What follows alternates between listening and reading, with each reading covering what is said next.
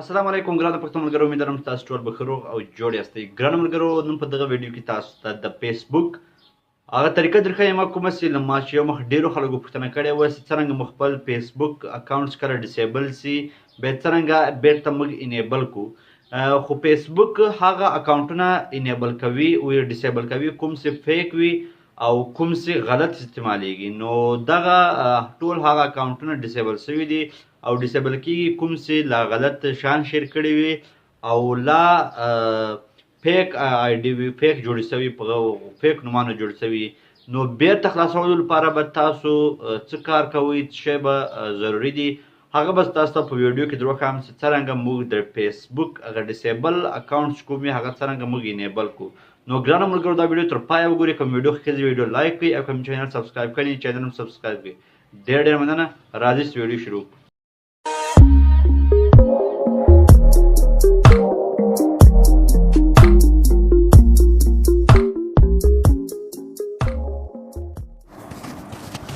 ګرانو ملګرو، نن په دغه ویډیو کې دغه درښیم چې تاسو څرنګه د فیسبوک ډسیبل اکاونټ کوم د آی ډي کومه ده هغه بیرته انیبل کړئ. صحیح ده. دغه مثال ډېرو خلکو ماته په واتساپ کې میسیجونه راغلي ول چې دا څرنګه موږ بیرته انیبل کړو. دوی ته دغه رقم میسیج راغلی وي. صحیح دا لیکلي چې دي، نو دغه موږ څرنګه بیرته انیبل کړو. د دغه لپاره به موږ ځو خپل کروم ته. صحیح ده. او دلته به موږ لیکو ګوګل.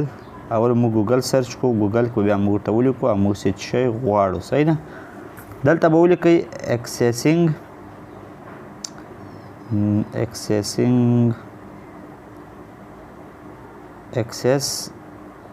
accessing and downloading your Facebook information. صحیح ده. بالکل به دا لیکئ. که دغه نه لیکئ نو بیا ستاسو غلطیږي. صحیح ده. accessing and downloading your Facebook information. صحیح ده. دا سره راوړی د هغه باندې په دغه باندې تاسو کلیک کړئ. د اول کوم ویب سایټ لینکس کوم راوړی په هغه باندې بیا کلیک کړئ. نو دلته به تاسو ته ډېر شیان راوړي. تاسو به یو شی هم نه کوئ. زه به هغه شی در وښیم چې کوم تاسو ته ضروري دی. په دغه باندې به تاسو کلیک وکړئ. صحیح ده. په دغه باندې دلته د ما لیکلي دلته this does not answer my question، یعنی دا د ما د سوال جواب نه ده. نو تاسو به په دغه باندې کلیک کړئ. I cannot access my Facebook account I want نه دغه نه په ادر باندې به تاسو کلیک کړئ. صحیح ده. په ادر باندې چې کلیک کړئ دلته بیا کته راسئ او کته لیکلی دي my account has been disabled. صحیح ده. my account has been disabled په دغه باندې به تاسو کلیک کړئ. صحیح ده. نو دلته یو فارم راځي. موږ به هغه فارم کوم فارم چې ده هغه به موږ ډک کړو. نو هغه به موږ سبمیټ کړو. صحیح ده.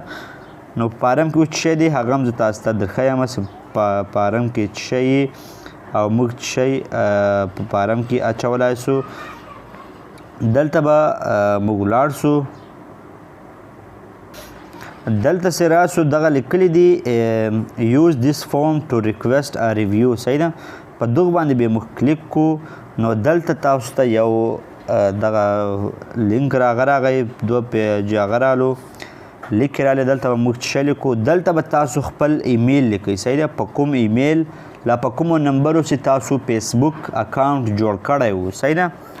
په کومو نمبرو، دا یو بیا واورئ، په کومو نمبرو په کوم ایمیل تاسو اکاونټ جوړ کړی و دلته به هغه ایمیل ورته واچوئ او دلته به د خپلې آی ډي پوره نوم ورته واچوئ. هغه نوم کوم نوم چې تاسو آی ډي جوړه کړې وه.